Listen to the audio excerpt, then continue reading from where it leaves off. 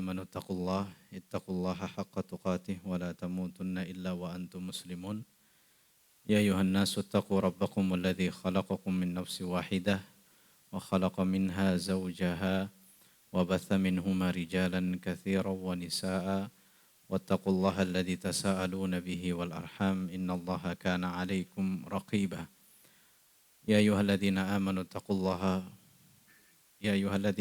اتقوا الله وقولوا قولا سديدا يصلح لكم أعمالكم ويغفر لكم ذنوبكم ومن يطع الله ورسوله فقد فاز فوزا عظيما أما بعد.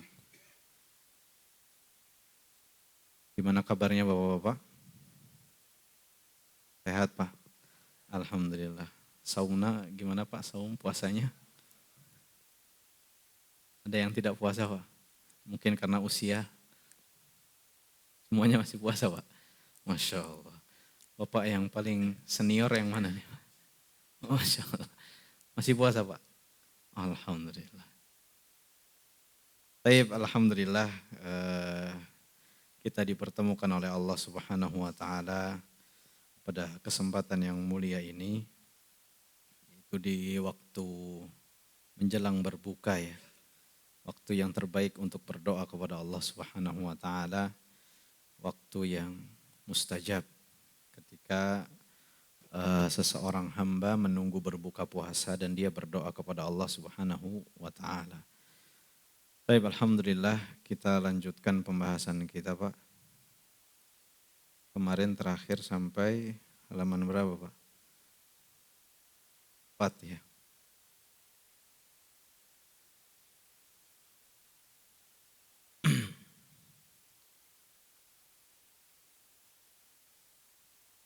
Baik, halaman 4. Bapak-bapak yang dimuliakan oleh Allah Subhanahu wa taala, sebelum kita masuk ke pembahasan, saya ingin mengingatkan kepada diri pribadi dan kepada bapak-bapak sekalian bahwasanya Allah Subhanahu wa taala memberikan ujian kepada kita berupa ujian syariat. Salah satunya ibadah saum, ibadah puasa itu ujian dari Allah. Jadi Allah menginginkan daripada bulan Ramadan, sebagaimana yang sering dijelaskan para ustadz, ya, para kiai, para ajengan, sering disebutkan atau kalau di tarawih atau di subuh, sering disebutkan, ya ayyuhalladzina amanu kutiba alaikumusiyam, kama kutiba alal ladzina min qablikum la'allakum. Tujuannya la'allakum tattaqun, agar kalian bertakwa kepada Allah Subhanahu wa taala. Orang yang bertakwa itu punya daya jual atau harga jual yang tinggi di sisi Allah. Artinya orang yang bertakwa itu mulia di sisi Allah Subhanahu wa taala. Maka tujuan daripada ibadah ini agar kita semuanya bertakwa, agar semua kita mulia di sisi Allah. Tapi Ramadan ini sehari atau 30 hari Pak? Sebulan atau 30 hari atau yang 29 hari. Nah, waktunya lama enggak Pak? Enggak, sebentar ya. Ada yang bilang lama, ada yang intinya ada waktu jeda yang lumayan. Nah, dari waktu inilah membutuhkan sebuah proses. Allah ingin melihat hasil dari melewati proses yang lama ini. Dari mulai 1 Ramadan sampai 29 atau 30 Ramadan. Gimana hamba ini melewati proses ujian puasa ini gimana? Jadi apabila prosesnya ini baik, maka hasilnya baik. Namun prosesnya goreng, hasilnya goreng. Aya tukang kelapa Pak di sini Pak. Saya pernah lihat kelapa tua yang ada di pohon, di atas pohon. Enggak ada yang ngambil itu Pak kelapa tua. Di atas pohon sendirian. Saya pernah tanya ke pedagang kelapa, Pak, kelapa tua yang sudah tua, itu sabaraha harganya kalau dibeli kelapanya. Waktu itu harganya 10.000 satu butir. Mahal nggak Pak? Ada yang jualan kelapa Pak? Kayaknya. Kelapa waktu itu satu butir kelapa yang tua itu saya tanya 10.000. Oh 10.000. Akhirnya saya pergi ke supermarket ngelihat minyak kelapa. Terang Pak minyak kelapa, lain minyak goreng lain. Minyak kelapa dari, bukan kelapa sawit, kelapa pohon kelapa. Itulah namanya macam-macam, ada yang bilang coconut, oil lah, itu bahasa Inggrisnya. Minyak kelapa intinya. Pas saya lihat minyak kelapa itu Pak, harganya bisa sampai 30.000 pada kecil. Minyak letik lah, minyak kecil lah Pak. Minyak letik, pokoknya minyak kelapa, harganya 30.000. Padahal minyak kelapa ini dari apa Pak? Dari kelapa. Tadi kelapa harganya 10.000. Dari 10.000 bisa menjadi 30.000. Kenapa Pak bisa jadi mahal? Karena ada proses. Proses itu yang bikin mahal Pak. Dari 10.000 bisa jadi 30.000. Karena ada proses. Proses yang dialami oleh kelapa ke minyak kelapa lama nggak Pak? Lama. Lama dan menyedihkan kalau saya bilang. Seperti tadi saya bilang lihat kelapa tua sendirian di pohon. Itu tinggal menunggu petani kelapa. Datang petani kelapa tuk ngelihat kelapa tua di atas. Nah, dilakukan apa ya Pak? Diambil. Diambilnya gimana Pak? Manjat terus, apakah dibawa sampai bawah? Ente dijatuhkan kan? Dijatuhkan. Kasihan Pak, kelapanya nangis itu sampai bawah. Pek. Sakit gak Pak jatuh dari pohon kelapa? Nya lamun terpercaya cobian gitu.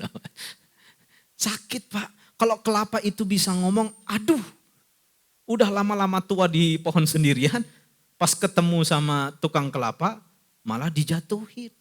Pek sampai bawah. Itu yang dialami kelapa. Apakah sampai situ Pak? Enggak.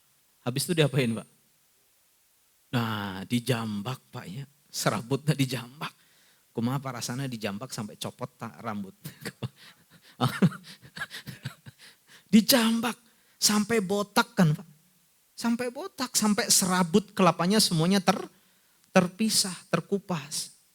Apakah penderitaan kelapa sampai situ aja Pak? Enggak, belum. Ternyata setelah botak dibelah Pak. Bayangkan eta kelapa nangis Pak dibelah. Dibelah. Apakah sampai selesai? Tidak. Setelah dibelah dicongkel Pak. Gimana rasanya dicongkel Pak? Sakit. Lamun kelapa ini tidak sabar, dia nggak akan jadi minyak kelapa. Habis dicongkel, jangan dicongkel, sakit. Jadi minyak kelapa tuh Pak? Ente, paling sama orangnya udah dibuang. Tapi dia sabar Pak dicongkel, menghadapi ujian. Setelah dicongkel diparut, sampai menjadi serbuk. Bayangin Pak diparut di besi yang tajam. Setelah diparut, apakah sudah selesai penderitaannya? Belum, dinaunkeun Pak. Diperesnya, diperes nate sampai kering. Kita aja kalau diperes uangnya sampai kering sakit tidak. Ini kelapa diperes sampai kering, sudah kering ditambah air. Setelah ditambah air diperes deui. Apakah sudah selesai? Belum, dididihkan, dimasak di api yang panas sampai terpisah antara air dan minyaknya. Itu Pak proses kelapa, ujian yang dialami kelapa itu berat. Agar apa? Agar harganya bisa naik, bisa tinggi. Maksud saya paham tuh Pak? Itulah juga Allah Subhanahu wa taala memberikan ujian kepada kita Pak. Ada proses kita menghadapi ujian itu agar la'allakum tattaqun. Agar harga jual kita di sisi Allah tinggi. Yang tadinya mungkin, aduh puasa setengah hari, gak bisa 1 hari. Apa harganya di sisi Allah? Tapi terus dia sabar, semakin belajar, semakin ngerti, oh ini yang batalin puasa, oh ini yang tidak. Akhirnya semakin kesini semakin benar puasanya. Ada proses itu Pak, sabar sampai maghrib. Akhirnya ketika maghrib selesai besok dicoba lagi hari kedua. Itu ada proses tidak Pak? Ada proses. Nah itulah Allah Subhanahu wa ta'ala memberikan ujian kepada kita untuk apa? Untuk harga diri kita Pak. Tinggi, mulia di sisi Allah Subhanahu wa ta'ala. Biar dijualnya itu mahal. Makanya puasa la'allakum tattaqun. Agar benar-benar bertakwa. Bukan hanya cuma nahan lapar, nahan haus. Enggak. Tapi agar menaikkan harga diri kita di sisi Allah Subhanahu wa ta'ala. Agar kita senantiasa bertakwa kepada Allah Subhanahu wa ta'ala. Gimana caranya menghadapi ujian itu Pak? Sabar. Sabar itu mudah tidak Pak? Seperti kelapa. Lamun kelapa tersabar, nggak akan dijual mahal dengan minyak kelapanya. Nah kalau kita nggak sabar menghadapi ujian Allah, baru diuji misalnya hartanya hilang sedikit aja, tersabar, langsung marah-marah, ngambil punya orang. Akhirnya apa? Harga jualnya tidak tinggi jadi murah, jadi goreng. Nah itulah berarti harus sabar. Sabar itu butuh ilmu tuh Pak? Butuh. Gak mungkin orang bisa sabar kalau dia tidak pernah belajar tentang sabar, ilmu sabar. Buktinya apa? Banyak orang yang tidak bisa bersabar. Kenapa? Karena dia tidak punya ilmunya.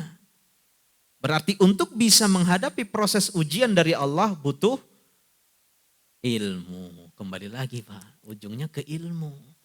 Butuh belajar. Makanya saya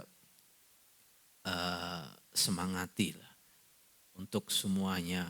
Tidak memandang umur, mohon maaf. Baik yang tua ataupun yang muda. Selama kita masih diberikan nafas oleh Allah Subhanahu wa ta'ala. Tolonglah Pak, minimal beberapa waktu yang kita punya alokasikan untuk belajar. Belajar naon Pak? Belajar ilmu agama. Kalau ilmu dunia tidak terlalu dipaksakan, insya Allah bisa Pak. Dan dunia mah sudah dipastikan oleh Allah, dapat Pak. Nabi SAW dalam hadis qudsi, Nabi mengatakan, nafatha fi rawi ruhul kudus. Bahwasanya malaikat Jibril telah membisikkan di dalam hatiku. Kata malaikat Jibril, lan tamutan nafs hatta tastakmilu rizqaha wa ajalaha. Jiwa ini tidak mungkin mati sebelum dipenuhi rizki dan ajalnya. Jadi masalah rizki itu sudah pasti atau belum Pak? Pasti. Bapak mau cari uang dengan cara halal atau haram, tapi kalau sudah dipastikan oleh Allah dapatnya cuma 1 juta, ya sudah mentok di situ. Karena sudah pasti. Jadi rizki dunia itu sudah pasti didapatkan. Kita nggak mungkin mati sebelum Allah sempurnakan rizki kita di dunia. Itu janji Allah Subhanahu wa ta'ala. Tapi masalahnya yang belum pasti untuk kita itu adalah masa depan kita. Yaitu akhirat kita di surga atau di neraka. Kita nggak tahu Pak. Apakah ada yang sudah tahu Pak dikabarkan Bapak mas sudah dijamin di surga. Ayat terus gitu Pak. Tak ayat. Apa? Oh yang bilang mah ada.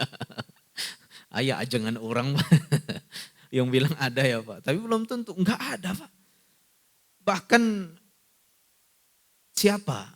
Wali. Sekaligus wali Allah Subhanahu wa ta'ala di muka bumi ini. Enggak ada yang menjamin dirinya bisa ke surga atau neraka. Nah itu kan belum pasti Pak. Makanya semangat dalam mengejar sesuatu yang belum pasti. Kita nggak tahu kelak di surga atau di neraka. Makanya semangat belajar. agar dimudahkan menuju surga Allah Subhanahu wa taala. Nah, itu sebagai mukaddimah Pak. Semoga di puasa ini jadi enggak loyo ya, semangat belajar tetap ya Pak. Walaupun yang ngomong udah haus juga. Sudah dari pagi saya Pak. Tapi tetap semangat karena melihat semangat Bapak-bapak sekalian, jadi saya ikut semangat, alhamdulillah. Nah, kita lanjutkan pembahasan kita Pak di poin yang kedua yang halaman 4 ya. Kemarin kita sudah jelaskan bahwasanya 3 perkara yang wajib dipelajari. Ini dimajuin sedikit aja, biar nggak terlalu jauh kelihatan bapaknya. Afan.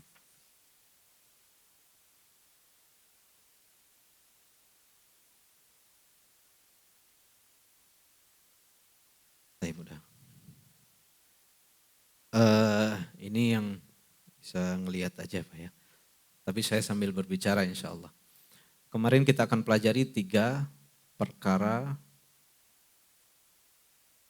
yang wajib dipelajari. Saya tulisan bahasa Indonesia jelek Pak, karena biasanya pakai bahasa Arab. Tapi kalau nulis bahasa Arab takut nggak paham. Karena kalau nulis bahasa Indonesia biasanya ngetik di komputer, jadi tidak yang wajib dipelajari. Mohon maaf ya Pak kalau tidak terbaca. Saya jujur aja ini Pak, tulisan dokter. Dulu mau jadi dokter tapi tidak kesampaian. Akhirnya jadi dokter hati ya Pak. 3 perkara itu apa? Perkara yang pertama, kemarin disebutkan sudah kita pelajari. Annallaha khalaqana wa razaqana wa lam yatrukna hamalan bal arsala ilaina rasulan. Kita sudah pelajari perkara yang pertama, bahwasanya Allah Subhanahu wa taala yang telah menciptakan kita, itu yang pertama. Kemudian yang apa? Yang kedua, Allah telah memberikan rizki kepada kita. Kemudian walam yatrukna hamalan, dan Allah tidak membiarkan kita begitu saja. Allah ngurus kita Pak. Buktinya apa Pak? Kita diurus oleh Allah.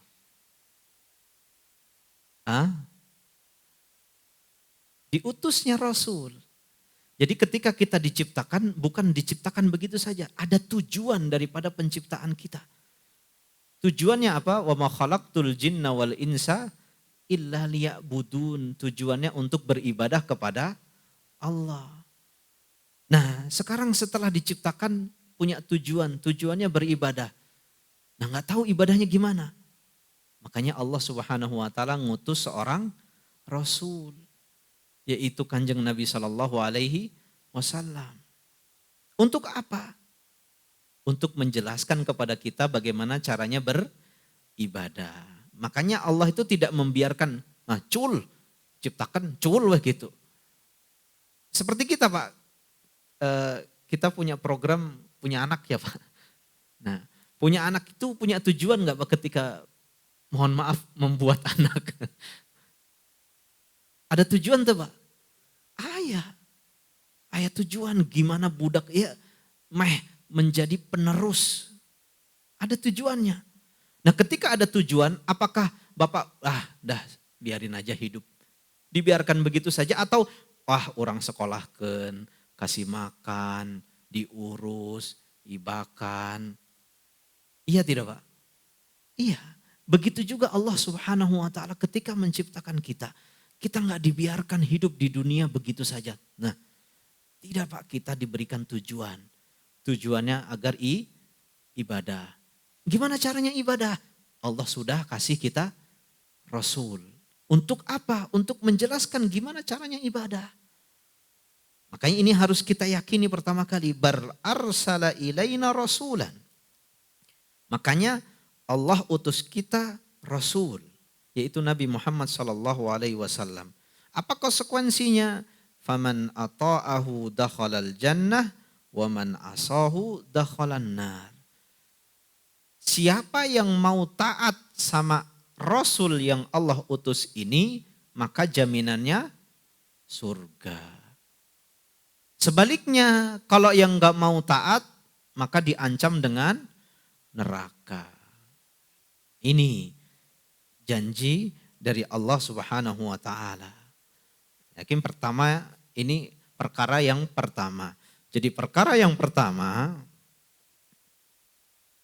yang harus dipelajari kita adalah meyakini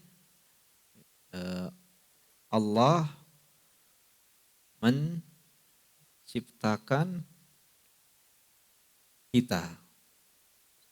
Setelah menciptakan, Allah memberikan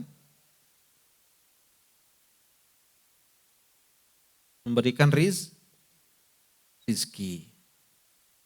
Kemudian Allah tidak membiarkan kita begitu saja.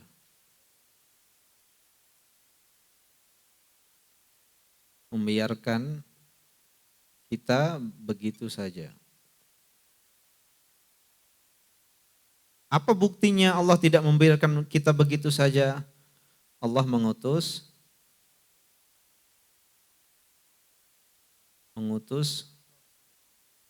Rasul.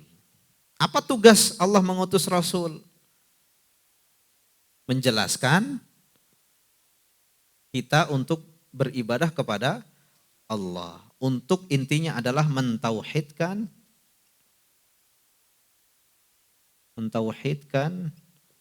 Allah. Nah, ini tujuan besarnya Allah mengutus Rasul. Agar manusia kembali kepada Allah Subhanahu wa ta'ala. Mau hanya beribadah kepada Allah. Sekarang kita lihat Pak, banyak ujian, cobaan, bencana alam. Banyak tuh Pak bencana alam. Sebelum Ramadan, saudara-saudara kita yang di sekitar kita ada tanah longsor, ayanu banjir, ayanu gempa, semuanya. Ini kenapa Pak? Diberikan oleh Allah. Tujuannya apa Pak?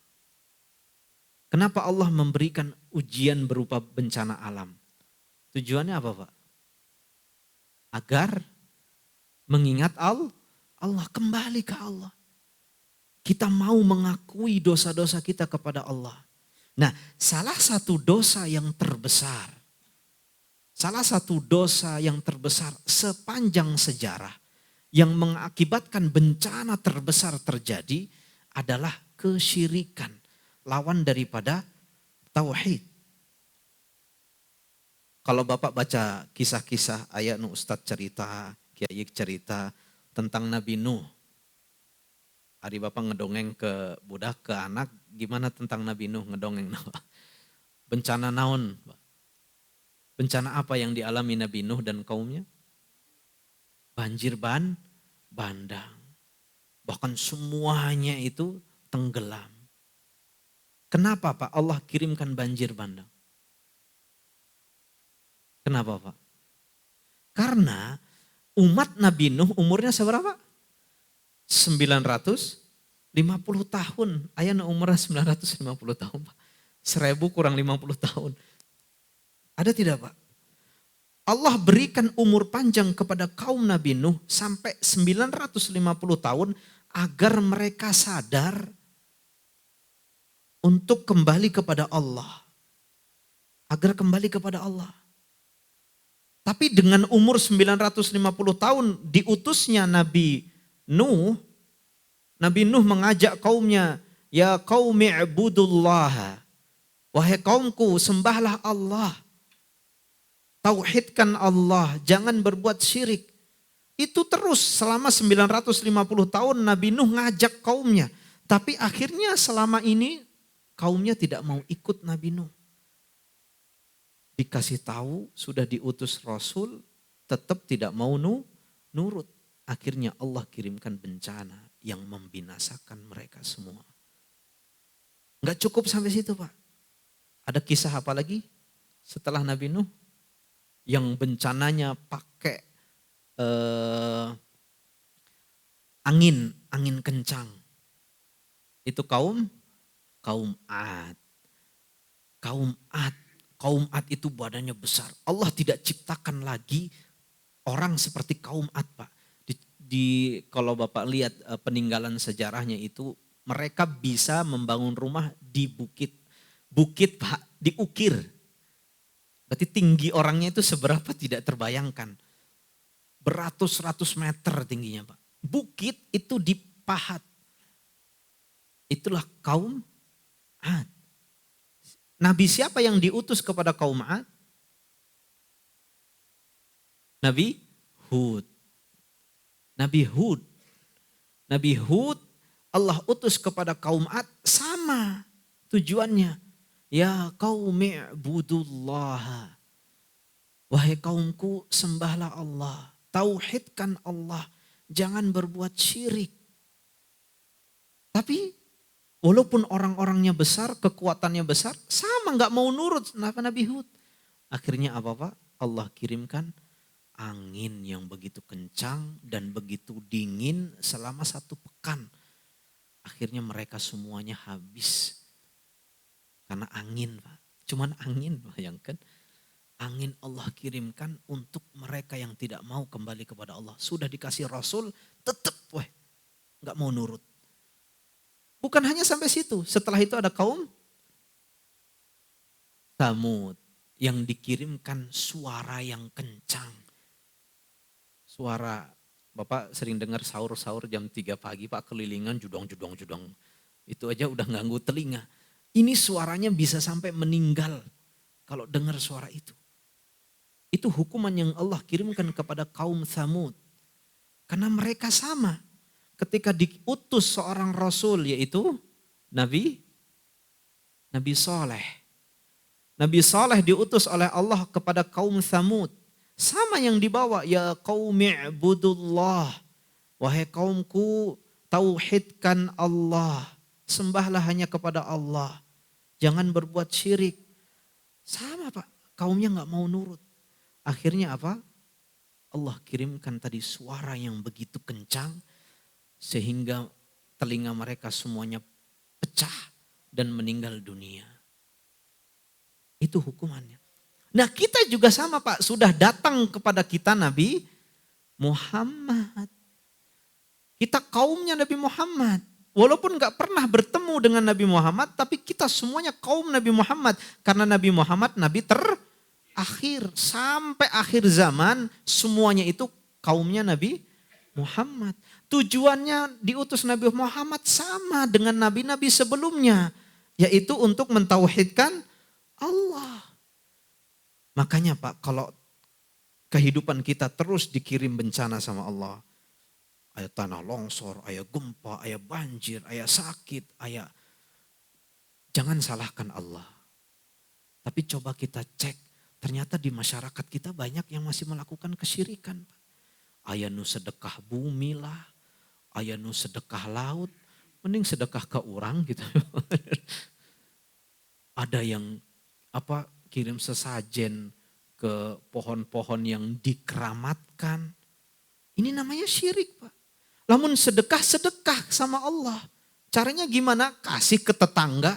Ini sedekah saya karena Allah. Beres.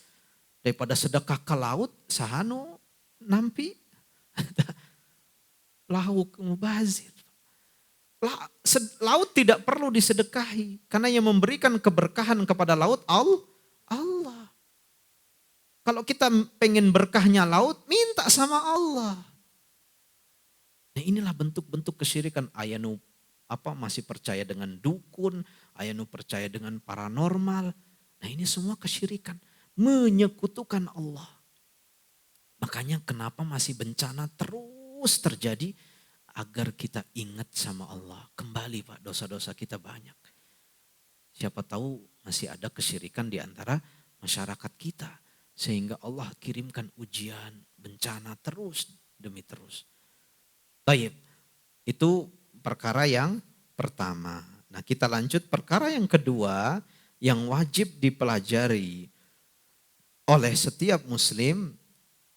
Di sini penulis mengatakan ats-tsaniyatu annallaha la yarda an yushraka ma'ahu ahadun fi ibadatihi.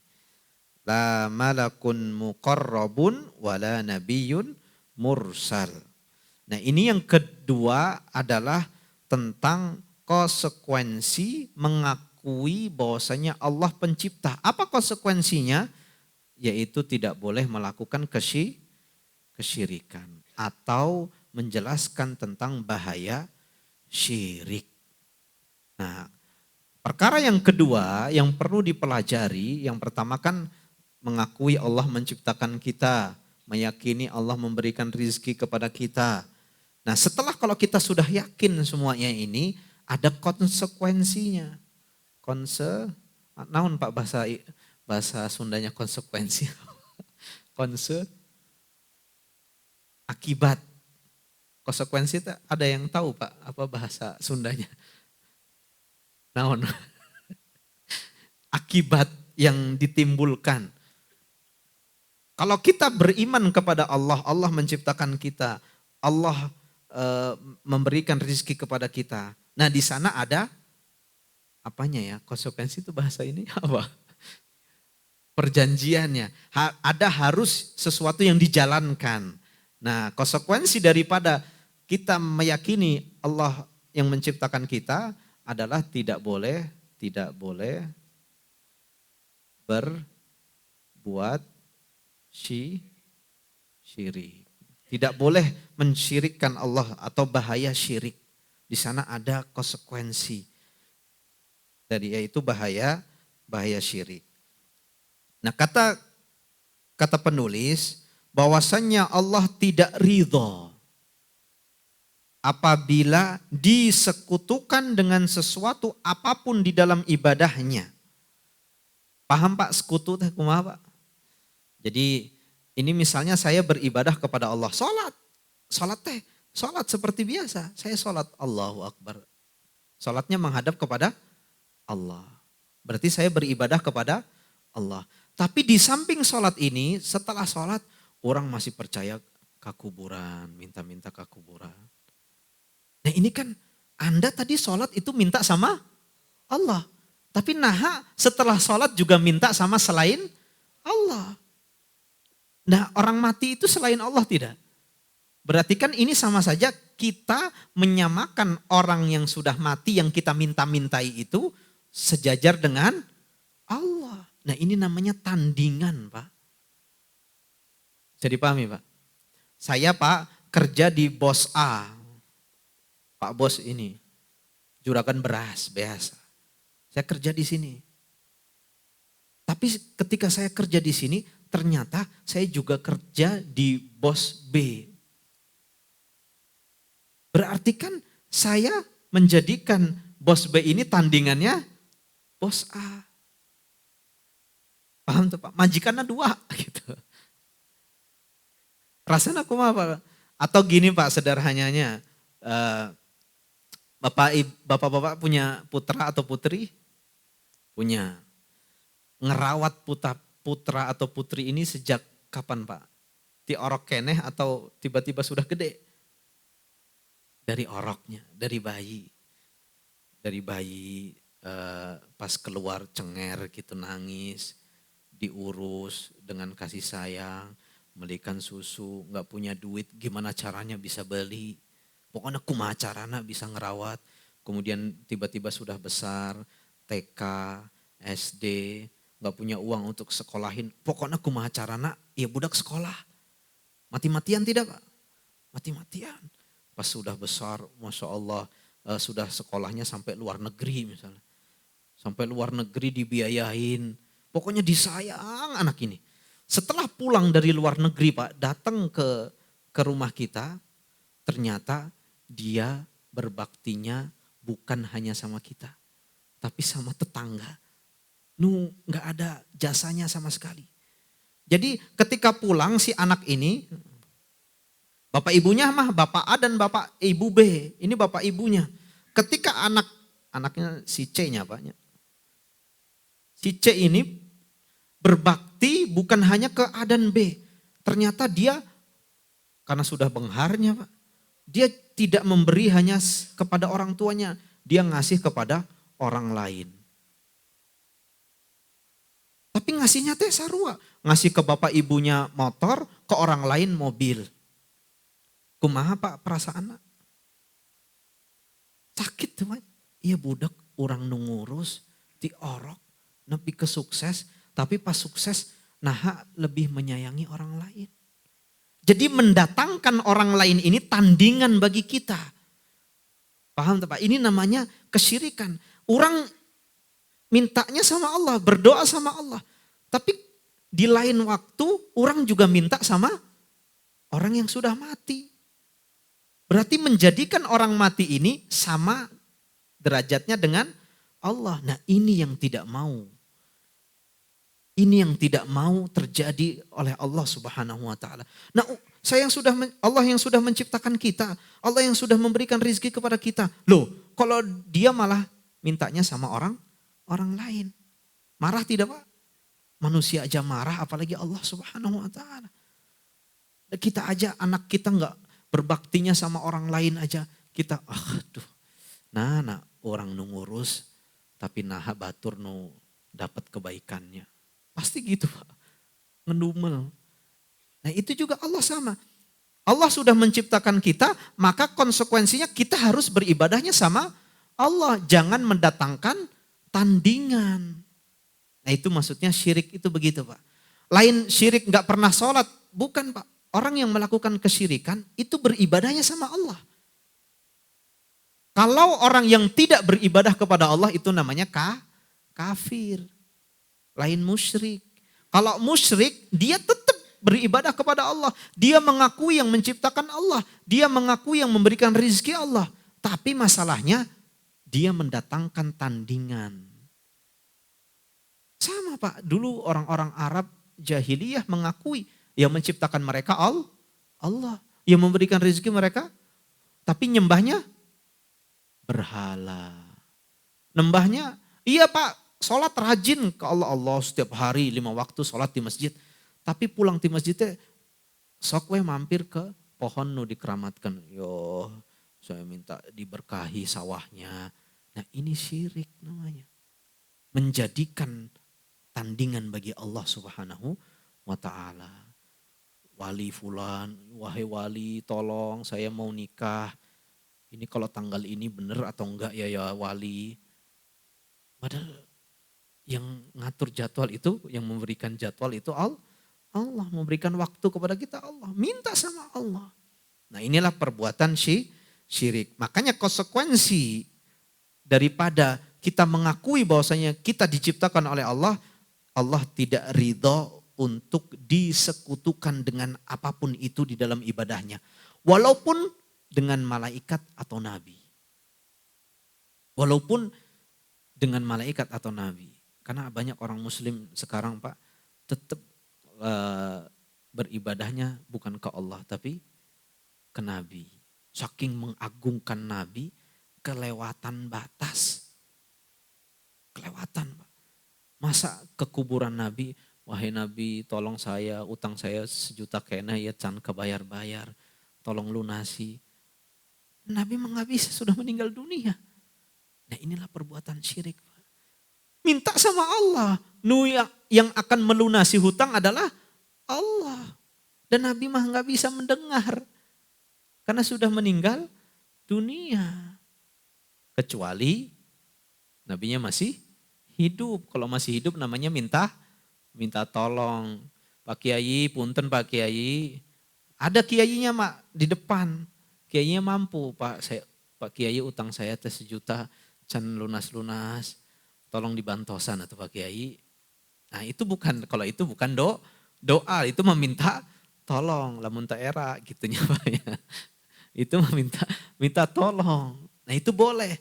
Tapi yang gak boleh yang sudah meninggal. Datang ziarah ke kuburan. Padahal kuburannya itu kuburan buatan Pak. Tak ayah sasaha di situ. Cuman dipercaya keramat. Tujuannya cuman duit. Biar banyak peziarah datang. Akhirnya dibisniskan itu Pak. Iya tuh Pak. Kalau di Jawa Tengah ada, nggak tahu di Jawa Barat. Kayaknya ada juga. Di Jawa Tengah banyak sekali Pak. Apalagi Jawa Timur. Wali Songo, Wali 9. Wah itu pengurus makamnya kaya raya Pak. Saya di Jawa Tengah bertetanggaan dengan makam kiai. Ada kiai namanya Kiai Gunung Pring Pak. Namanya Mbah Mat. Wah itu Masya Allah Pak, saya setiap melihat bis-bis, 9 bis datang. Eta acis Pak di karungan gitu. Itu semuanya untuk apa mereka ke situ? Mempercayai kuburan yang kiainya udah meninggal Pak. Bahkan Nabi pun mengatakan jangan sampai kita berbuat syirik walaupun dengan Nabi ataupun malaikat. Kiai jeung malaikat, ampuh mana Pak? Soleh mana? Malaikat. Malaikat mah nggak pernah bermaksiat kepada Allah Subhanahu wa taala. Kita nggak boleh menyembah malaikat. Menyekutukan Allah dengan malaikat nggak boleh. Misalnya ada malaikat pengatur hujan ya Pak. Ada malaikat pengatur hujan yang mengatur tentang hujan. Ada orang muslim beribadah sama Allah. Tapi kalau mau ada acara, wahai malaikat tolong tahan hujannya ya malaikat. Jangan diturunkan ya. Salah mintana ini ke malaikat. Bahkan malaikat yang bisa mengatur hujan, gak boleh kita menyekutukan Allah dengan malaikat itu. Padahal sakti malaikat. Apalagi cuman kiai, cuman orang soleh yang sudah meninggal. Gak boleh kita menyekutukan Allah dengan mereka. Makanya di situ muallif atau penulis menjelaskan tentang bahaya syirik. Apa saja bahaya syirik? Yang pertama Pak, bahaya yang terbesar apabila seseorang melakukan kesyirikan adalah syirik itu termasuk dosa besar. Dosa besar. Ini Allah Subhanahu wa taala Nabi sallallahu alaihi wasallam sebutkan dalam sebuah hadisnya, kata Nabi ketika Nabi ditanya, wahai Rasulullah, dosa apa yang paling besar? Ditanya ku sahabatnya. Dosa apa ya Rasulullah yang paling besar? Maka Nabi sallallahu alaihi wasallam mengatakan, antaja'ala lillahi niddan wa huwa khalaqaka. Ya, dosa yang paling besar adalah menjadikan sekutu bagi Allah, tandingan bagi Allah, sedangkan Allah yang menciptakan kalian. Jadi syirik itu termasuk dosa dosa besar yang paling besar. Nah gitu. Bisa dipahami bahwa dosa besar yang paling besar. Lebih daripada mencuri Pak, lebih. Karena orang yang mencuri pas nyuri dia mati, misalnya Pak pas nyuri dia mati, itu masih ada kemungkinan akan diampuni dosanya oleh Allah. Bisa jadi diampuni, bisa jadi masuk surga. Mohon maaf, dosa zina. Berzina, paham Pak berzina? Dosa zina. Ada orang mungkin ketika berzina meninggal dunia. Jadi dia mati dalam keadaan berdosa yaitu dosa zina. Yang seperti ini ada kemungkinan diampuni oleh Allah. Kalau dia beriman, mentauhidkan Allah. Tapi kalau orang mati dalam keadaan menyekutukan Allah, ikut sedekah laut gitu Pak. Meyakini bahwa sedekah laut itu boleh, lagi sedekah laut ikut hanyut, mati ke laut. Maka dia mati dalam keadaan menyekutukan Allah. Nah ini tidak ada ampunan baginya. Makanya bahaya yang kedua, dosa syirik tidak akan diampuni. Diampuni oleh Allah. Siapa yang mengatakan Pak? Allah sendiri. Innallaha. Ya ada yang hafal ayatnya Pak. Lamun ayat hadiah, ada hadiahnya Pak. Ayat bahwasannya Allah, tos baca Quran sabaraha juz Pak. Apa? Allah yang mengatakan bahwasanya syirik itu tidak akan diampuni. Innallaha. Ada yang bisa, yang masih muda-muda, saya lihat tidak semua tua ini kayak Pak, ada yang muda. Yang muda-muda sudah berapa khatam berapa juz ini. Innallaha la yaghfiru an asyraka bihi. Sesungguhnya Allah tidak akan mengampuni dosa syirik. Jadi siapa yang mengatakan Allah? Allah tidak mungkin akan mengampuni dosa orang yang menyekutukan Allah Subhanahu wa taala. Makanya dosa syirik termasuk dosa yang paling besar. Lebih daripada mencuri, berzina, korupsi, apalagi banyak. Ini semua kemungkinan masih bisa diampuni oleh Allah. Tapi kalau syirik nggak bisa. Tidak akan diampuni oleh Allah dan dia kekal di neraka. Kalau dosa-dosa yang lain bisa jadi dia masuk neraka kemudian diangkat menuju surga. Jadi nanti di surga itu ada Pak golongan yang di sini dikasih nama ya kalau bahasa kita mantan narapidana neraka gitu lah mungkin bahasa kita. Atau disebut kalau dalam bahasa Arab jahannamiyun. Orang-orang yang dulu pernah menyicip masuk neraka.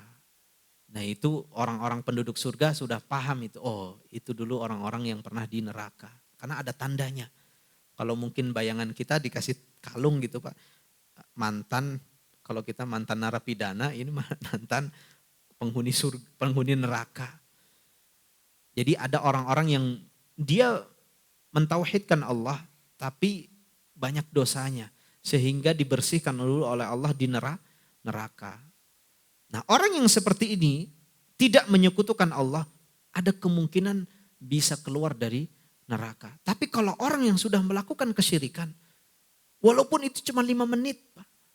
Berdoa di kuburan orang soleh itu seberapa menit Pak? Tak ayat 60 tahun kan. Paling cuma 5 menit. Wahai kiai yang sudah mati tolong saya banyak utang. Itu cuma berapa menit Pak? Paling 2 menit. Tapi 2 menit ini membuat dia kekal di neraka. Makanya itu bahayanya syirik. Kecuali dia meninggal dalam keadaan sudah bertaubat. Nah, kalau sudah bertaubat dan tidak mengulangi beda cerita lagi Pak. Ini meninggalnya dalam keadaan berbuat syirik. Makanya hati-hati. Kemudian bahaya yang kedua, yang ketiga ya Pak. Dosa syirik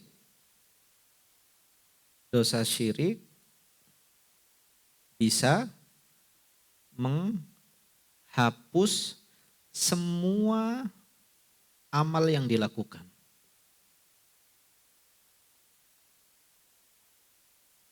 Dosa syirik itu bisa menghapus semua amal ibadah yang kita lakukan. Bapak paling senior umurnya berapa? 87. Tos 87 tahun ngibadahku Allah Subhanahu wa taala. Nah, ini bukan Bapak ya, contohnya orang lain. Nah, kalau ada orang lain sudah di umur 87, di umur 88 dia berbuat syirik, percayaku dukun, percayaku paranormal, ya pokoknya perbuatan-perbuatan syirik, pohon keramat dan lain sebagainya. Di umur ini dia berbuat syirik, maka 87 tahun ketika ibadah itu lenyap begitu saja Pak. Ini bahayanya syirik. Hangus Pak. Kita sudah nabung 87 tahun, minimal sehari sholat 5 kali Pak. Dikalikan 87 sabar pahala itu. Lenyap begitu saja cuman dengan kesyirikan. Walaupun kesyirikannya itu cuman 2 menit, 1 menit. Percaya ku dukun teh sabarah menit Pak. Paling kan, oh ya saya percaya Mbah Dukun. Udah gitu dong. Itu berapa menit. Tapi seberapa menitnya itu bisa menghancurkan pahala amal 87 tahun. Maka ini yang paling bahaya dosa yang harus kita jauhi. Jadi ketika beribadah kepada Allah jangan sampai kita melakukan kesyirikan. Karena Allah Subhanahu wa taala Nabi SAW mengatakan la in asyrakta la yahbatanna amaluka. Apabila engkau melakukan kesyirikan itu akan menghapus semua amal yang telah kita lakukan. Walaupun syiriknya cuma 1 detik misalnya. amalnya sudah 87 tahun. Itu bisa menghapus dari amal yang kita lakukan. Nah ini perkara yang kedua. Sampai sini ada yang tanyakan Pak? Ayo notos tunduh lah biasanya. Nggak apa-apa wajar. Kalau saya juga tunduh, nah ini yang tidak wajar. Ada yang tanyakan Pak? Jadi konsekuensi kita yang kedua menjauhi kesyirikan. Kalau kita mengakui Allah yang menciptakan kita, Allah yang memberikan rizki kepada kita, Allah yang telah mengutus Rasul kepada kita, maka konsekuensinya adalah kita tidak boleh berbuat syirik kepada Allah. Beribadah ya sudah sama Allah. Ustadz saya minta sama Allah, berdoa-doa kok enggak dikabul-kabulin ya. Nah mungkin perasaan itu yang membuat tidak dikabulkan Pak. Kita enggak bisa mengatur Allah. Ya Allah minta teh sambil ngancam. Ya Allah pokoknya sekarang ini kudu butuh ayeuna. Saha maneh gitu kan. Kita gimana amalnya? Dok sholat tara, puasa bolong-bolong, sedekah tara, zakat tara, tapi mintanya sekarang. Sama Pak, lamun aya budak bangor pisan. Dikasih tahu sulit, tiba-tiba datang ke kita, Pak, pokoknya mau motor sekarang. Dikabulkan tuh Pak. Kela, di ditu ge bangor kene gitu kan. Masa mau dibeliin motor? Sama. Ya kita ibadah aja masih sering bolong-bolong. Tapi kalau ada hajat, pengennya segera kabulkan. Makanya kalau tidak dikabulkan harusnya introspeksi Pak. Iya naon ya. Orang teh doa tos 87 tahun can dikabulkan. Coba kita cek diri kita Pak. Oh sholatna bolong-bolong kene. Oh mungkin ini yang menjadi doanya belum terkabul. Oh mungkin masih sering kasar sama istri. Ini yang menjadi penghalangnya terkabul doa. Jadi bukan malah ngancem ku Allah. Geus terpercaya deui ku Allah. Doa 87 tahun can dikabul-kabulkan. Bukan begitu, justru kita melihat ke diri kita. Ini ada apa ya? Kok saya doa 87 tahun belum terkabulkan, ini ada apa?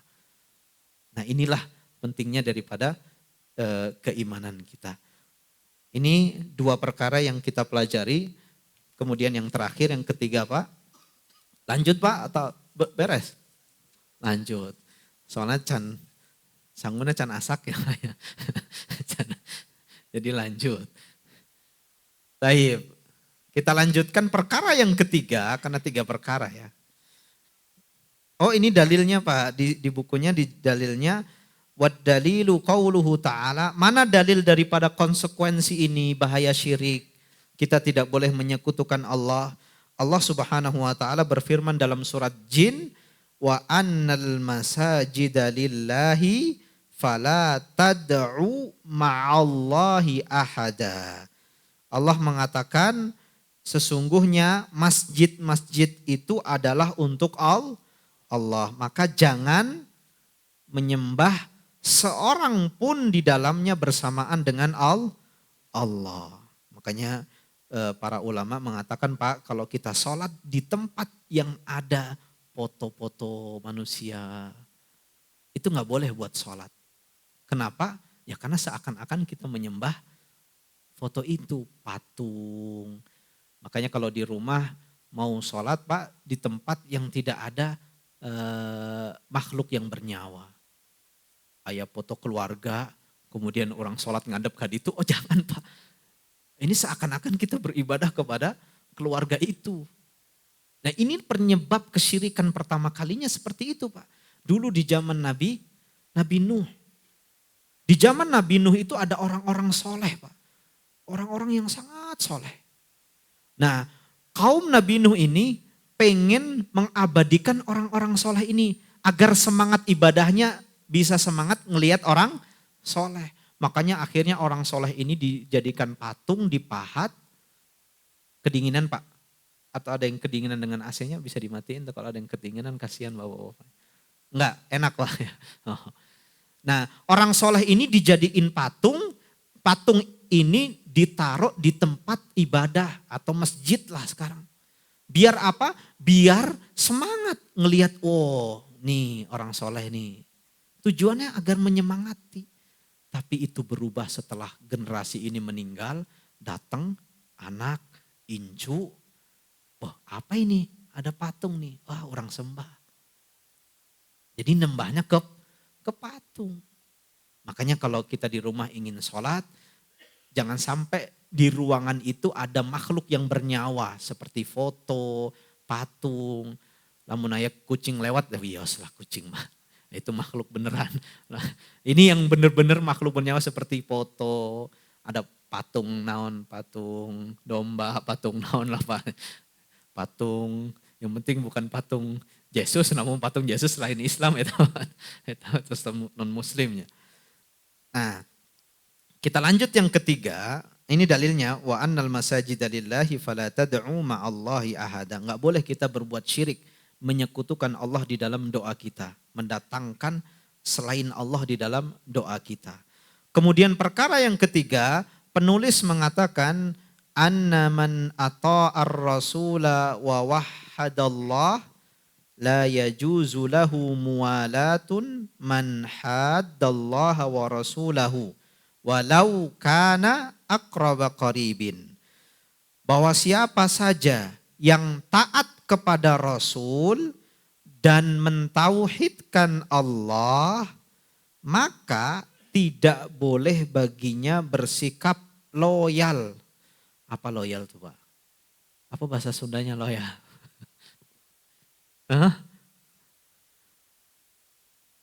Poya-poya lain. Mengagungkan. Nah, jadi kayak respect gitu Pak. Loyal tuh apa? Lamun bapak lagi misalnya nggak punya nasi, tiba-tiba ada tetangga nu ngasih, wah itu tetangga nu loyal gitu. Apa? Respect apa bahasa bapak-bapaknya ini? Loyal ya? Bisa lo dipahami ya Pak, loyal ya? Ya dia pokoknya istilahnya tunduk tunduk patuh. Apa ya Pak? Seperti kakak adik lah, akrab gitu, kayak seperti terjalin sesuatu hubungan. Itu namanya loyal. Nah, maka orang yang mentauhidkan Allah dan menaati Rasulullah tidak boleh baginya bersikap loyal kepada siapa saja yang memusuhi Allah dan memusuhi Rasulnya. Walaupun itu saudara atau kerabat. Enggak boleh Pak. Makanya Pak dulu pada zaman Nabi SAW mengadakan perang Badar misalnya. Itu Pak ada di antara sahabatnya yang membunuh bapaknya sendiri. Kenapa? Karena bapaknya masih kafir, dia sudah muslim. Dan sampai derajat bapak dan anak kalau sudah beda agama Pak, itu nggak boleh loyal. Bukan berarti tidak berbakti. Ini beda, ini dalam perang ya Pak. Dalam perang, kalau di dalam keseharian nggak bisa Pak. Pak, ayo perang, orang beda agama jangan Bapak gitu. Entah bisa Pak. Tetap kita harus menaati, berbakti kepada mereka selama tidak menyelisihi syariat Islam. Dulu ada sahabat, saya lupa namanya, dia masuk Islam. Ibunya gak mau terima Pak. Keluar dari Islam, kalau enggak saya gak makan. Benar Pak gak makan. Anaknya mengadu kepada Nabi, sahabat ini mengadu kepada Nabi SAW. Maka kata Nabi gak boleh ditaati. Karena perintah orang tuamu itu menabrak perintah Allah. Siapa yang didahulukan antara orang tua dengan Allah? Allah, taati perintah Allah. Maka akhirnya anak ini tetap tidak mau mengikuti perintah orang tuanya untuk keluar dari Islam. Akhirnya tetap orang tuanya diurus Pak. Dikasih makan, kuat tetap Pak.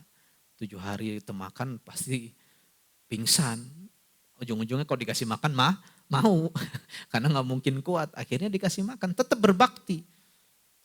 Tetap berbakti. Nah ini konsekuensi daripada kita mentauhidkan Allah. Kalau ini konsekuensi tidak boleh konsekuensi dari meyakini menciptakan bahwasanya Allah menciptakan kita. Nah, yang ketiga itu konsekuensi daripada kita bertauhid.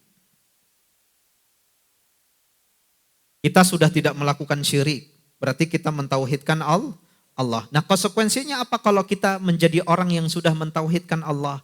Nah, konsekuensinya tidak boleh kita loyal kepada orang yang memusuhi Allah, orang kafir. Tidak boleh kita loyal ke orang kafir. Loyal itu gimana sih contohnya, Pak? Orang kafir punya perayaan sendiri, seperti misalnya saya sebut nama Natal. Makanya orang muslim gak boleh loyal. Tetanggana Natalan, oh orang Natalan oge lah. Kasihan karunya ku gak enak sama tetangga. Gak bisa, Pak. Nah, ulah pepiluan, nah itu bahasa. Mohon maaf saya bukan orang Sunda aja. Isi aksen saya salah gitu. Karena sering ditegur aksennya salah. Nah, itu maksudnya konsekuensi bertauhid tidak boleh loyal. Tidak boleh loyal kepada orang yang memusuhi Allah. Nggak boleh. Orang kafir. Nggak boleh kita loyal. Makanya kalau kita nikah dengan yang beda agama, di dalam agama Islam tidak boleh. Nggak boleh. Itu sama dengan loyal. Mereka mengucapkan hari Natal, terus kita mau ikut-ikutan mengucapkan Natal. Nggak boleh. Itu namanya loyal. Kalau di dalam bahasa Arabnya al-wala wal bara. Nah itu kayaknya nanti kalau dengar ayah kiai atau anjengan ngomong wala wal bara itu maksudnya loyal, Pak. Loyal kepada mereka. Seperti misalnya mereka punya perayaan-perayaan apa, Pak? Saya nggak hafal perayaan non muslim, Pak. Pokoknya mereka punya perayaan-perayaan terus kita wah, orang mengikut. Padahal di dalam Islam perayaan itu cuma dua, Pak. Idul Adha dan Idul Fitri saja. Nggak ada yang lain. Hari-hari apa itu? Hari Bapak, hari Ibu. Hari Bapak, hari Ibu mah setiap hari. Lain satu hari hungkul dalam satu tahun. Islam mah mengajarkan hari Bapak, hari Ibu setiap hari. Berbakti harus setiap hari. Hari guru mah setiap hari. Kita harus menghormati guru setiap hari. Bukan ada hari-hari tertentu. Nah, kita nggak boleh loyal dengan yang seperti ini. Itu yang dimaksudkan dengan loyal. Dalilnya mana? Allah Subhanahu wa taala berfirman, "La tajidu qauman yu'minuna billahi wal yaumil akhir yuwadduna man haddallaha wa rasulahu walau kanu aba'ahum au abna'ahum au ikhwanahum au asyiratahum." Nah, sampai situ intinya, Pak. Dalilnya adalah engkau wahai Muhammad tidak akan mendapati suatu kaum yang beriman kepada Allah dan hari akhir yang mereka saling berkasih sayang dengan orang-orang yang menentang Allah. Gak bisa. Walaupun itu bapak-bapak kalian, walaupun itu anak-anak kalian, walaupun itu saudara-saudara kalian atau keluarga kerabat kalian. Nah biasanya kalau ada kerabat nikahan gitu. Tapi nikahannya di gereja. Kita nggak bisa, Pak, menghadiri masuk. Datang sebelumnya. Kita nggak boleh orang muslim masuk ke gereja. Temenang. Nah kalau kita masuk dalam perayaan mereka ke gereja, sama kita loyal kepada agama mereka. Maka kalau ada gini gimana Pak Ustadz? Solusinya datang sebelum hari pas di imahna. Ke imahna punten anjing teu bisa datang. Naon teu bisa datang? Oh, loba acara nah gitu, sok sibuk gitu. Ka mana? Sawah biasa. Padahal karena biar tidak mau masuk gereja. Nah gini yang masalah loyal seperti ini yang masih jarang diperhatikan. Ayeuna Pak kaum muslimin sama orang-orang kafir seakan-akan jadi bukan lawan tapi malah teman. Maksudnya bukan berarti perang, bukan Pak. Kita tidak, kalau dalam muamalah boleh Pak. Jual beli, boleh tidak Pak? Boleh. Orang bisnis jeng Cina, Cinanya non muslim, boleh tuh? Boleh. Yang nggak boleh itu masalah di dalam keyakinan, ibadah-ibadah mereka. Itu yang tidak boleh. Nggak boleh loyal kepada mereka. Ayah bosna Cina ngerayain Imlek. Datang Pak ke perayaan Imlek. Gimana ini keimanannya? Gak boleh kita loyal dengan orang-orang yang memusuhi Allah Subhanahu wa ta'ala. Contohnya banyak dulu para sahabat ketika perang. Mereka perang, hadap-hadapan jeng bapaknya. Tapi karena beda agama, ya sudah. Makan sampai Umar bin Khattab mengatakan seandainya ada namanya Abu Ubaidah. Abu Ubaidah itu ketika perang Badar, dia membunuh bapaknya. Karena bapaknya dikubu orang-orang musyrik, orang-orang kafir. Sedangkan dia dikubu orang Islam. Makanya Umar mengatakan seandainya Abu Ubaidah ini bisa hidup, masih hidup di zaman Umar, dia akan menjadi pemimpin. Gimana beraninya Pak membunuh bapak sendiri. Karena apa itu? Keimanan. Karena bapaknya nyerang Nabi. Makanya dia harus membela Nabi. Nah beda sama orang-orang zaman sekarang Pak. Mereka ikut-ikutan dengan orang-orang non muslim. Apalagi anak-anak muda, gampang ikut, ada viral apa, ikut. Padahal itu perayaan orang-orang non muslim. Kita orang Islam punya kemuliaan Pak. Gak boleh kita ikut-ikutan dengan agama orang selain Islam. Mereka musuh Allah. Itu kalau dalam masalah keyakinan, agama. Tapi kalau dalam muamalah kumaha Pak Ustadz? Boleh. Bermuamalah, berbuat baik sama mereka. Ada tetangga kita non muslim, orang kafir, gak punya beras kita kasih. Boleh. Boleh bermuamalah. Bukan malah, mana mah kafir. Gak mau berteman. Gak boleh. Tetap berteman harus. Bahkan Islam menganjurkan demikian. Tetap harus bermuamalah dengan mereka. Jangan terus kita kan Islam, kamu kan kafir. Kita bukan teman. Tidak. Tetap harus bermuamalah dengan baik. Yang tidak boleh itu masalah keyakinan. Nah ini yang ketiga. Jadi konsekuensi yang ketiga apa Pak tadi? Tidak boleh loyal kepada orang yang memusuhi Allah. Ini konsekuensi daripada mentauhidkan Allah Subhanahu wa ta'ala. Nah kalau kita loyal gimana? Berarti kita termasuk daripada agama mereka. Nabi mengatakan man tasyabbaha biqaumin fahuwa minhum. Barang siapa yang menyerupai sebuah kaum, maka dia termasuk kaum itu. Kita orang muslim ikut-ikutan merayakan Natal. Berarti sama saja dia orang Kristen. Cuman KTP-nya hungkul muslim. Nah ini 3 perkara yang wajib kita pelajari. Yang pertama sekali lagi kita ulang. Kita harus meyakini bahwasanya Allah yang menciptakan kita. Allah yang memberikan kepada kita rizki. Allah tidak membiarkan kita begitu saja. Tapi Allah utus kepada kita seorang Rasul untuk menjelaskan bagaimana kita benar-benar beribadah kepada Allah atau mentauhidkan Allah. Lalu apa konsekuensinya? Kalau kita sudah meyakini Allah menciptakan kita, memberikan rizki kepada kita, maka kita tidak boleh menyekutukan Allah atau berbuat syirik. Mendatangkan tandingan bagi Allah. Makanya ini bahaya daripada syirik, dosa yang paling besar. Kemudian dosa syirik tidak akan diampuni oleh Allah. Kemudian dosa syirik bisa menghapus semua amal. Nah yang ketiga, apa konsekuensi kalau kita sudah tidak melakukan kesyirikan? Berarti kita mentauhidkan Allah. Konsekuensinya apa? Berarti kalau kita menjadi orang yang mentauhidkan Allah, tidak boleh loyal kepada orang yang memusuhi Allah. Bisa dipahami sampai sini Pak?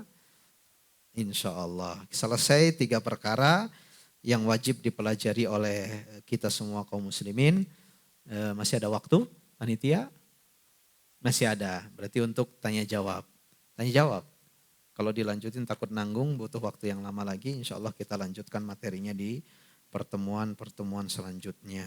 Mungkin ada yang ditanyakan dari bapak-bapak sekalian.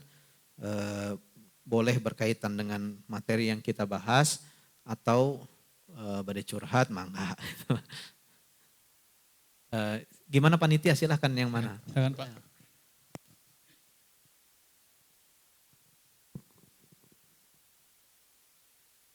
Bismillah, Silakan. assalamualaikum.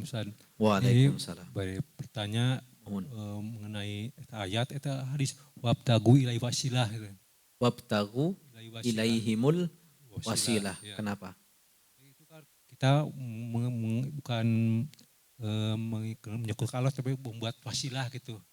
Wasilah. Wasilah. Wabtagu ilaihimul wasilah. Ya. Wasilah untuk beribadah gitu maksudnya. Pertanyaannya gimana Pak? Kan seperti kita ke bab syirik gitu. Mohon. Kan, syirik. Jadi anggap wasilah syariat gitu. Oh, seperti tawasul. Ya, bersyariat gitu. Jadi ini teh wasilah gitu. Wasilah untuk apa dulu Pak? Kadang-kadang menyebarkan akhirat, kadang-kadang Ada contohnya nggak Pak? Misalnya apa Pak? Orang misalnya Pak beribadah gimana atau? sekarang nggak ziarah gitu. Iya ziarah. Wasilah ziarah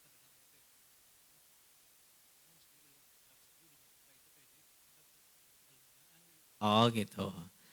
Ini sederhananya yang sering terjadi Pak. Ada orang sakit Pak.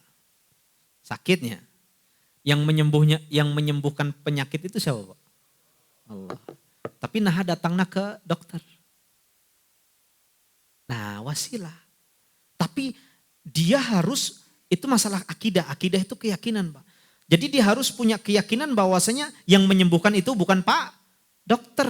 Yang menyembuhkan itu Allah. Pak dokter ini hanya sementara. Aduh pusing, butuh bodrek. Nah lain ke Allah. Bodrek ini sebagai wasilah. Ya Allah saya mau sembuh. Mintanya sama Allah. Yakin Allah yang menyembuhkan. Tapi kan gak mungkin puyeng terus. Makanya dia minum bodrek. Bodrek ini sebagai wasilah perantara. Nah wasilah di dalam beribadah itu harus sesuatu yang disyariatkan. Tidak boleh sampai merubah tujuan. Ziarah wali. Jadi wasilah apa Pak? Biasanya wasilah naon? Ulin, wasilah ulin hungkul kan ulin. Mau wisata hungkul Pak, ya gak apa-apa ziarah. Tapi gak boleh. Yang kita larang itu bukan ziarah kuburnya Pak. Yang kita larang itu plus-plusnya. Ke kuburana. Ngapain di kuburana? Sholat. Nah sholat ke kuburan. Jauh-jauh ke kuburan wali. Sholat di sabilun aja tiasa. Nyampe ke Allah gitu. Ngapain harus ke kuburan? Jadi wasilah itu sesuatu yang dibolehkan oleh syariat. Yang sesuatu yang dibolehkan. Boleh ziarah boleh. Wasilah apa? Untuk mengingatkan kepada kematian. Nah itu benar. Jadi berziarah itu menjadi sarana agar ingat maut. Lain minta-minta ke penghuni kubur. Itu bukan wasilah lagi. Nah Ustadz boleh tidak meminta wasilah kepada orang soleh yang masih hidup. Selama dia bisa, boleh. Ayah Pak Ustadz mau pergi ke Arab. Ustadz nitip doanya. Jadi wasilah bukan perantara. Bisa. Pak Ustadz nitip zam-zamnya. Zam-zamnya engke ku orang bade diminum buat berdoa. Biar punya anak. Maka berdoanya ke zam-zam atau ke Allah? Ke Allah. Zam-zamnya hanya sebagai wasilah, perantara. Bisa dipahami Pak? Jadi kalau mau jadi wasilah, itu sesuatu yang dibolehkan oleh syariat. Bukan, doa sama Allah lah, tapi melalui perantara wali nu tos maut. Apakah wali itu mendengar ucapan kita Pak? Orang mati mendengar tuh? Enggak bisa. Gimana mau jadi perantara? Ngedengek wente gitu. Ngomong apa sih? Enggak tahu. Sudah beda alam Pak. Enggak bisa ngomong. Tapi beda sama tadi Pak Kiai ketika mau berangkat ke Mekah misalnya. Bisa ngedenger kita tidak? Bisa. Jadi perantara bisa ya Pak Kiai tolong doakan ya. Cepat punya keturunan. Ini boleh. minta didoakan. Allah Ta'ala alam. Bisa dipahami Pak? Bisa dipahami ya Bapak-Bapak insya Allah. Ada lagi yang ingin ditanyakan tadi? Bapak cekap atau cekap? Silakan Pak, kalau ada satu lagi tidak mengapa. Tadi Bapak tadi jadi ingin nanya Pak, silakan. Silakan. Tos asak sanguna, tos asak Pak. Assalamualaikum Ustadz. Waalaikumsalam. Saya pernah bertanya sama orang di luar muslim gitu. Uhum. Apakah boleh tidak kita menjawab ketika mereka kita mengucapkan atau insya Allah kepada mereka atau mengucapkan apabila bersyukur kita ucapkan alhamdulillah kepada orang Nasrani gitu. Mengucapkan alhamdulillah kepada misalnya ada orang Nasrani ngasih Bertanya, kita. iya, atau menanyakan kita gimana atau kamu usahanya Ah. apa enggak kita ucapkan alhamdulillah gitu. Atau apabila mereka berjanji kepada kita, kita ucapkan insya Allah. Insya Boleh Allah. apa tidak sama orang? Sebenarnya tidak mengapa. Yang tidak boleh adalah salam. Karena kenapa? Kalau salam itu kan doa Pak. Misalnya orang muslim, Assalamualaikum. Padahal dia non muslim. Nah, itu temenang Pak. Karena salam itu doa. Kalau insya Allah doa lain. Bukan Pak. Insya Allah itu artinya apa? Ya kalau Allah menghendaki. Maksudnya ya kalau terjadi gitu. Bukan doa. Atau ya kalau misalnya itu diucapkan sama orang Arab, gimana Pak? Orang Arab juga beda agama. Enggak apa-apa insya Allah mengucapkan hal demikian. Alhamdulillah. Alhamdulillahnya kan bersyukurnya bukan sama orangnya. Tapi tetap sama Allah. Jadi tidak mengapa. Insya Allah tidak mengapa. Yang tidak boleh, yang dilarang adalah menjawab atau mengucapkan salam. Mereka menjawab, mereka ada sekarang orang non muslim lebih canggih daripada orang Islam, salamnya lebih fasih gitu kan. Assalamualaikum ketemu orang Islam. Padahal dia bukan muslim, makanya udah biarin aja. Nah gitu. Atau kumaha jawab. Dan kita nggak boleh juga mengucapkan salam kepada mereka. Kenapa? Karena itu doa. Apa assalamualaikum tuh apa artinya? Keselamatan bagi kalian. Keselamatan kumaha ada itu can nasub Islam gitu. Jadi tidak boleh kalau doa. Tapi kalau dalam bermuamalah mengucapkan insya Allah, alhamdulillah tidak mengapa. Tetap itu karena kita yakinnya kepada Allah, bukan kepada orang itu. Kan insya Allah kan jika Allah menghendaki. Ya udah jika Allah menghendaki. Bukan doa kan Pak? Bukan doa untuk orang itu. Tapi kalau assalamualaikum doa.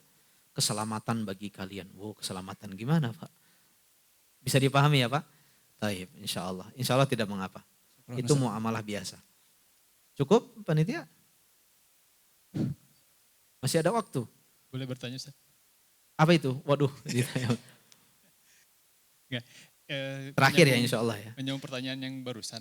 Karena kalau kita ada menjawab salam kan tidak boleh ya. Tapi Anda pernah dengar kalau misalkan menjawab salam daripada non muslim, misalkan assalamualaikum, kita tahu dohirnya oh ini kaum Nasrani ini misalnya, kaum Nasrani. Terus kita jawabnya hanya waalaikum, waalaikum aja nggak ada assalamnya. Ya boleh, itu kan nanti bukan doa. Waalaikum kan ya kepada kalian. Stop sampai situ. Iya, tidak sempurna kan. Waalaikum apa? Kepada kalian apanya? Doanya tidak lengkap. Tapi ya boleh, tapi bukan secara lengkap. Waalaikum, cuman formalitas. Atau kum, nah, gitu kan biasa. Kan biasa sekarang gitu salam kan. Masuk rumah, Assalamualaikum. Assalamualaikum itu apa? Waalaikum. Waalaikumsalam, salam gitu dong. Enggak apa-apa insya Allah. Karena tidak mendoakan apa-apa. Tapi lebih baik ya sudah diam aja. Lebih baik diam aja. Ntar berantem Pak, enggak insya Allah, ngerti. Sekarang sudah pada ngerti biasanya. Ada lagi yang ditanyakan udah cukup? Mau disampaikan itu pengurus?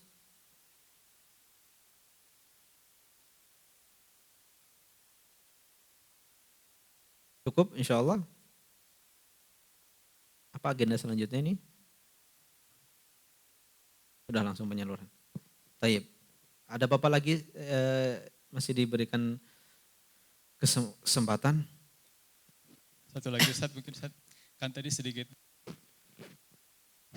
disinggung mengenai wasilah, mengenai ziarah, minta petunjuk ya Ustaz. Sebenarnya ziarah yang sesuai syariat itu seperti apa Ustaz?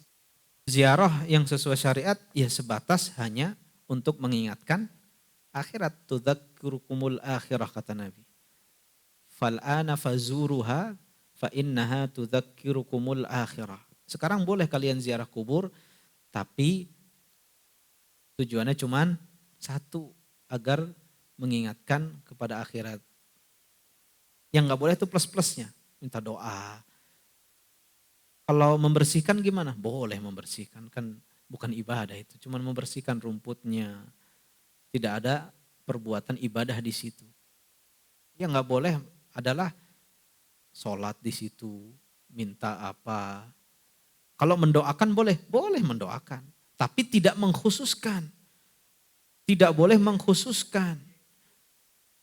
Doa mah kudunya di setiap waktu mendoakan orang tua. Lain pas mau Ramadan hungkul ke kuburan ngedoakan. Pas di luar Ramadan, tara ngedoakan lupa. Ini bukan berbakti namanya. Ini mah momen-momen aja gitu. Enggak boleh. Tapi kalau mendoakan harus. Tapi kalau ketika dikubur kita mendoakan boleh. Membersihkan boleh. Apalagi biasanya gitu. Karena enggak ada tuntunan syariatnya harus ngapain. Yang penting mengingatkan kepada akhirat. Apalagi ngasih makanan, nah, buat apa Pak? Ngasih makanan ke kuburan, siapa yang mau makan? Kecuali ngasih ke penghuni atau penjaga kuburnya yang ngurusin. Itu malah lebih bermanfaat. Meminta-minta nggak boleh. Atau bertanya, Bu, ini tuh mau nikahin anak. Kalau lancar doakannya, kumaha doakan, datos maut, kumaha ngedongak gitu. Itu kadang aneh gitu. Ke kubur badai minta hajat, ya ayah hajatan, mugi lancirnya doakannya. Mah ya ibunya sudah meninggal suruh ngedoain, kumaha ngedoanya.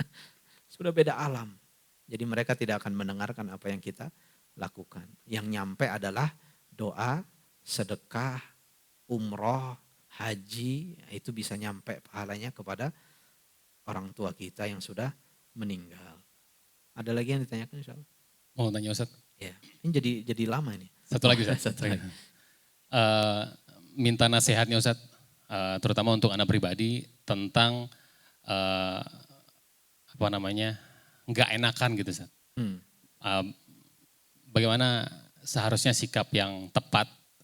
Kadang anak pribadi juga, saya pribadi beberapa kali mengalami situasi seperti ini. Jadi bahkan itu di kerabat, di kawan gitu. Jadi ada hal-hal yang sebetulnya kita sudah pelajari, itu tidak boleh dalam Islam. Tapi kadang-kadang pada perasaan nggak enak. Jadi nggak enak gitu. Jadi ikut-ikutan gitu Ustaz. Ya, yang pertama kita harus menjelaskan dengan benar-benar sebenar-benarnya. Kita menjelaskan dengan bahasa yang baik. Kasih kepada mereka pengertian. Kalau saya pahami, menurut saya ini tidak boleh. Jadi mohon maaf kalau misalnya pas acara ini saya jarang terlihat. Tapi bukan habis itu ngelepas gitu. Cari siasat yang lain. Seperti tadi misalnya ada saudara kita nikahan di gereja. Kumaha Pak? Gak bisa hadir kan ke gereja. Cari siasat lain. Oh bisa datang sebelum nikahannya ke rumahnya. Terus apa lagi? Contoh gak enakannya gimana? Karena Nabi SAW mengatakan dalam kitab Al-Adabul Mufrad sampai mengancam fa in qtuluh au harriquh. Tetap jangan pernah menyekutukan Allah walaupun engkau diancam dengan dibunuh atau dibakar. Kalau masalah akidah nggak bisa kita toleransi. Kita harus menjelaskan. Walaupun nyawa yang dipertaruhkan. Walaupun nyawa. Karena kita harus menahankan akidah kita sampai titik tetes darah terakhir. Walaupun nyawa yang diancam Pak. Apalagi cuman karena nggak enak sama tetangga. Nggak enakan. Nah inilah orang Indonesia pekiwuh gitu rasanya. Sebenarnya mah bisa dia memahami kalau kita bisa menjelaskan. Jelaskan weh. Jelaskan dari awal mohon maaf. kalau yang saya pahami selama ini tuh nggak boleh. Wah sok suci banget sih kamu, biasa gitu kan ya. Lain gitu, ini mah beneran. Nah dijelasin sedikit demi sedikit. Paling di awal akan ada penolakan yang keras. Tapi kalau dia semakin dikasih paham, insya Allah bisa. Insya Allah bisa. Dulu ada jamaah begitu Pak. Dia ngaji, terus kenal Masya Allah tentang Islam ini. Bapaknya nggak setuju. Wah tong ngaji kadi itu sesat. Cina. Jadi dia, ini orang tua Pak. Gimana dia berusaha mencari cara agar mendakwahi orang tuanya. Cara anak kumaha Pak, sekarang ada radio. Bapaknya senang dengar radio. Itu radio disetel sama dia tentang kajian-kajian, tentang ilmu. Akhirnya bapaknya dengerinnya itu terus. Akhirnya kok bagus ya, kemana ini ngajinya? Loh itu tempat saya ngaji. Nah. Atau kita berikan buku kalau bapaknya sering baca koran, Pak koran wae iya ayah majalah saya gitu, bagus. Dibaca. Banyak cara sebenarnya.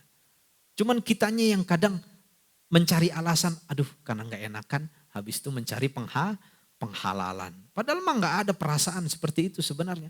Kita yang berusaha menjelaskan dulu. Jelaskan kepada mereka, jangan kayaknya aduh nanti gimana. Itu mah udah berpikir yang tidak-tidak. Jelaskan dulu. Nanti kalau ada penolakan baru dari situ kita konsultasi lagi. Cari cara, banyak cara Pak. Cuman tetap pakai cara yang halus, bukan dari awal. Apa isi kayak gitu nggak boleh, kafir. Wah itu mah dari awal kita sudah mengumumkan peperangan. Wah temenang gitu, kafir. Wah gitu mah. Kita harus cari cara, gimana caranya. Oh dia kayaknya senang ngopi, ajak ngopi bareng Pak, ngopi. Jelaskan wes. Apalagi kalau misalnya bapak-bapak statusnya misalnya yang dituakan.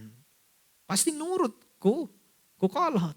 Jadi dikasih tahu sedikit-dikit. Apalagi kalau yang punya uang, biasanya kasih hadiah. Gitu. Ya bisa dipahami ya. Jadi cari cara, karena kebiasaan kita berbeda-beda. Jadi saya nggak bisa ngasih tips karena kalau saya kasih bisa jadi tidak terpakai di situ karena beda. Terpakai di saya, tidak terpakai di Bapak karena beda situasinya. Orang yang saya hadapi orangnya lemah lembut, orang yang Bapak hadapi orangnya keras. Ya caranya beda. Cuman jangan sampai kita selalu beralasan aduh nggak enakan sampai menerabas masalah keyakinan. Jangan sampai. Tapi kalau masalah sesuatu yang masih diperselisihkan ini boleh dan tidaknya, ya sedikit demi sedikit gak apa-apa. Sedikit demi sedikit tidak mengapa, insya Allah. Baik, udah cukup ya? Satu lagi, Masya Allah. Bukan pertanyaan, Ini apa bukan itu? Pertanyaan. Ini terkait karena pembinaan ini kan di bulan ini tuh terakhir. Mungkin bertemu lagi setelah bulan Ramadan kita lewati ya. Nah berkaitan dengan itu mungkin mohon sedikit nasihatnya kepada kami semua dalam memanfaatkan momen Ramadan ini sebaik mungkin ini nasihatnya bagaimana Ustaz dari Ustaz? Begitu Ustaz. Oh pembekalan. Salan Lamun di bulan pembekalan terus telat Pak ya, terus wae sabar ya Pak. Sudah puasa yang keberapa ini? 10 Ustaz. Tapi nggak apa-apa. 20 terakhir ini Gini, ada Pak. kiat-kiatnya. Saya dulu ini yang sering terjadi Pak. Di bulan Ramadan itu fokus kepada ibadah-ibadah yang ditekankan di dalamnya. Apa sih? Puasa, membaca Quran, sama sholat malam. Atau sering disebut dengan taraweh. Atau juga ditambahkan dengan sedekah. Kalau memiliki. Nah fokus aja sama ini Pak. Tapi jangan sampai saking fokusnya sama ini jadi lupa sama yang wajib lainnya. Seperti sholat wajib, maghrib, maghrib duaan hungkul ya di masjid. Karena mana bapak-bapak oh ternyata lagi buka bersama di mana. Buka bersama lupa saya di sholat wajib. Jangan sampai. Buka sebentar langsung sholat wajib. Jadi di bulan Ramadan fokuskan ibadah yang wajib ditambah tadi. Puasa yang benar. Kemudian apa tadi Pak? Taraweh atau sholat malam. Kemudian baca Quran, tilawah. Ustaz saya bisa baca Quran teh A, Ba, hungkul, alif, lam, mim. Aduh Lila, nggak apa-apa. Allah tahu kemampuan kita Pak. Allah melihat semangat kita. Nggak apa-apa Pak, cuman alif, lam, mim. Aduh naon deui ya, belajar dulu. Nggak apa-apa Pak. Yang penting ada usaha dari kita. Nah diisi dengan itu, kemudian jangan meninggalkan yang wajib yang telah ada sebelum datang Ramadan. Seperti sholat berjamaah di masjid. Bahkan saya pernah bilang Pak, lamun di awal-awal Ramadan itu, penuh banget masjid. Semangat. Nah kemudian, nih udah masuk malam-malam sekarang nih, mulai berkurang sepi. Nah makanya kembali ke awal tadi, ujian ini Pak dari Allah. Allah ingin benar-benar mana yang tatakun ini, yang harga jualnya seperti minyak kelapa tadi. Yang harga jualnya tinggi, ini sedang diproses. Makanya nasihat saya tetap jangan pernah meninggalkan kewajiban-kewajiban sebelum Ramadan. Seperti sholat 5 waktu di masjid. Aduh sholat duhur kudu di masjid, haus pisan panas. Kumaha deui wayahna. Dan itu udah wajib sebelum datang Ramadan juga sudah wajib. Terus apalagi yang anak muda, jangan suka banyak tidur. Karena ada hadis yang tersebar Pak, naimus soim ibadah atau apa, tidurnya orang puasa itu ibadah. Ibadah di mana? Tidur habis pada subuh sampai mau maghrib. Ibadah di mana ya Pak? Lamun ayah hayang gitu. Ibadah gimana? Meninggalkan sholat duhur, meninggalkan sholat asar, dibilang ibadah. Pas dibangunin, nak bangun sholat duhur, kela iya ker ibadah. Tidur ibadah cenah. Itu dari mana? Itu hadisnya dhaif Pak, nggak pernah Nabi mengatakan itu. Jadi Ramadan itu bulan untuk produktif, semangat Pak.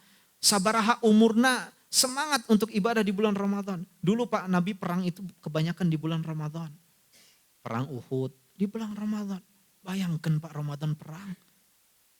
Banyak peperangan yang terjadi kaum muslimin itu di bulan Ramadan. Ini menunjukkan bahwasanya bulan Ramadan itu bulan untuk semangat beramal, produktif. Bukan tidur.